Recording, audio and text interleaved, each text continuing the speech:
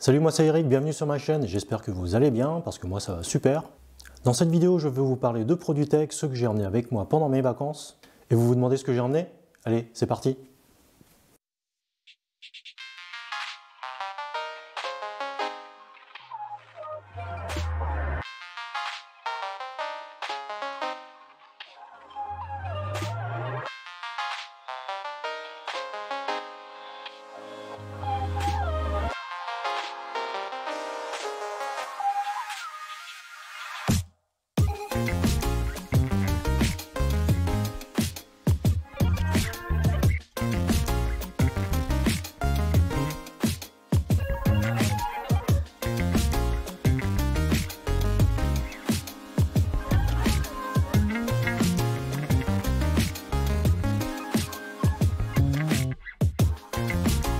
Dans un premier temps, je vais vous parler du sac à dos, puis de mes 3 produits tech que j'ai utilisés pour prendre des photos et des vidéos, du PC portable que j'utilise pour faire les montages vidéo, et des 2 appareils que j'ai emmenés avec moi pour l'aspect détente et loisirs.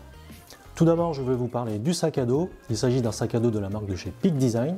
Peak Design est une marque que j'ai découvert en suivant les chaînes de Marques Brownlee, entre autres, et de Nowtech. Alors oui, les sacs Peak Design ne sont pas donnés, mais les matériaux utilisés et la finition sont d'une excellente qualité. Et surtout, les produits sont garantis à vie. Donc si vous avez une fermeture qui lâche ou un problème de finition, vous contactez Peak Design, vous leur envoyez une petite photo et ils vous renvoient un sac tout beau, tout neuf. Et pour ma part, je me suis tourné vers le sac à dos Everyday Backpack Zip 20 litres. Je l'ai choisi en noir, mais il existe d'autres coloris. Il est fait d'un matériau très solide, du nylon 400D recyclé, et le sac est parfaitement imperméable. À l'extérieur, il dispose de 2 poches latérales extensibles où on pourra mettre une bouteille d'eau ou son trépied.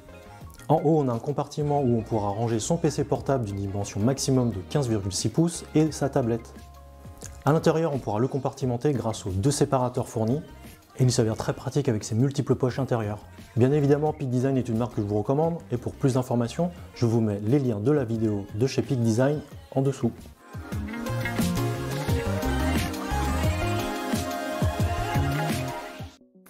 Pour entrer dans le vif du sujet, je vais vous parler du premier appareil qui m'a permis de prendre des vidéos et des photos. Il s'agit d'un appareil qu'on a tout le temps avec soi, et vous l'aurez deviné, il s'agit de mon smartphone. Et j'imagine que comme vous aussi, le smartphone est un appareil qui vous sert à tout faire, à échanger avec vos amis, vos proches, surfer sur internet, écouter de la musique, regarder des vidéos, et bien évidemment prendre des photos et des vidéos. Et d'octobre 2019 à octobre 2020, moi j'ai choisi l'iPhone 11 Pro Max.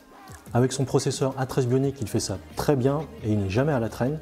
Il a un écran OLED de 6,5 pouces compatible HDR ainsi que des haut-parleurs stéréo, mais moi je préfère l'utiliser avec mes AirPods Pro. L'iPhone 11 Pro Max est un excellent appareil photo et caméra de poche, mais alors il faut avoir de grandes poches avec le Max. Pour la fin 2020 et l'année 2021, j'attends avec impatience la sortie de l'iPhone 12 Pro Max. Deuxième appareil que j'utilise pour filmer et qui me sert actuellement pour me filmer, il s'agit, attention, je vais entendre certains qui vont crier, il s'agit de mon Canon EOS RP. Ah oui, pourquoi t'as pas choisi un GH5 ou un appareil de chez Sony? Alors là, je vais vous arrêter tout de suite parce que je m'étais préoccupé que de la partie photo. Alors j'ai choisi le Canon EOS RP pour remplacer mon Canon 550D, le réflexe qui est ici là. Et comme je voulais passer à un capteur full frame et gagner en poids et en compacité, je me suis orienté vers ce Canon EOS RP qui est un hybride. Ce Canon EOS RP a un capteur de 26 millions de pixels, un écran rotatif, le fameux autofocus de chez Canon, le Dual Pixel avec détection de l'œil, et il pèse 485 grammes, batterie et carte SD incluse. Et oui, je vous avouerai que sortir le réflexe était parfois contraignant, alors que je l'avais acheté pour prendre des photos de vacances et des événements familiaux, et je l'ai parfois boudé et j'ai choisi la facilité en sortant l'iPhone. Mais le Canon RP avec l'objectif RF 35 mm ouvrant à f1.8, il est petit et léger et produit des images d'une excellente qualité avec un bokeh magnifique que j'adore.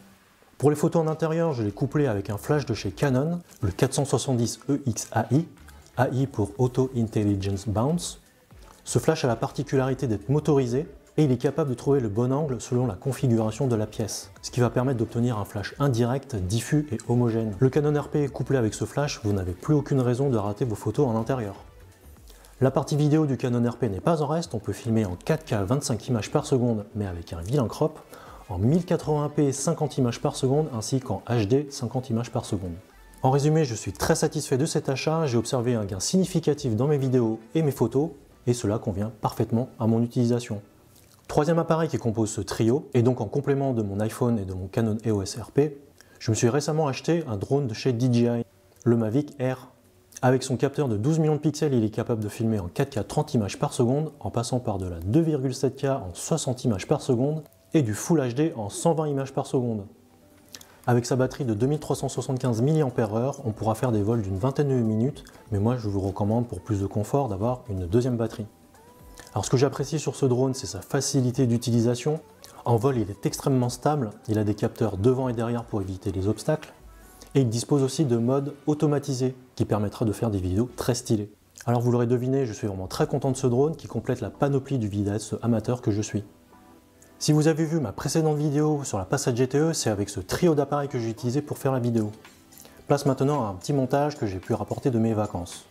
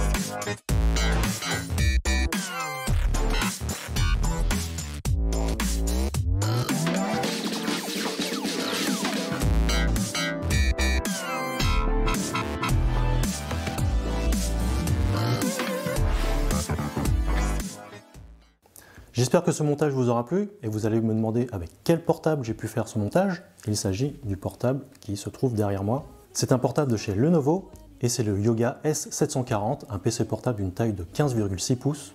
Lenovo le destine aux créateurs de contenu, mais moi je pense qu'il voulait plutôt concurrencer le MacBook Pro de chez Apple. Alors pourquoi il voulait concurrencer les MacBook Pro? Eh bien tout simplement parce qu'on a des composants très haut de gamme dans ce PC. Il est équipé du processeur haut de gamme de chez Intel, le Core i9-9880H, doté de 8 cœurs physiques et 16 cœurs logiques, cadencé de 2,3 GHz jusqu'à 4,8 en mode Turbo Boost. Il dispose de 16 Go de RAM. En stockage, on aura un SSD NVMe de 1 TB. La partie graphique a été confiée à Nvidia avec une GTX 1650 Max-Q avec 4 Go de mémoire. Il dispose d'un port USB-A, 2 ports USB Type-C Thunderbolt, ainsi qu'un port micro SD card. Selon l'utilisation qu'on aura, l'autonomie variera entre 2 et 4 heures. J'ai choisi ce Lenovo car je cherchais un PC polyvalent et pas trop lourd avec un bon rapport performance-prix. Niveau performance, je suis bien servi car il fait partie du haut du panier. Ce n'est pas pour faire la pub à Lenovo et de toute façon cette vidéo n'est pas sponsorisée. J'ai pu l'acheter à un bon prix sur le site de Lenovo avec une offre promotionnelle, un peu de cashback et un paiement en 4 fois. Et juste pour votre information, l'écart de prix avec le MacBook Pro équipement équivalent s'élève tout de même à 1200 €.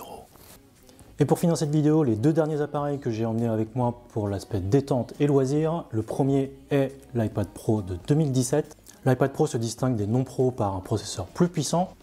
Ici, on a un A10X Fusion comparativement à un A10 comme sur l'iPhone 7. On dispose d'une meilleure dalle LCD avec un revêtement anti-reflet. Apple a implémenté une fréquence de rafraîchissement de 120 Hz qu'ils appellent ProMotion, ce qui permet d'avoir un meilleur confort visuel.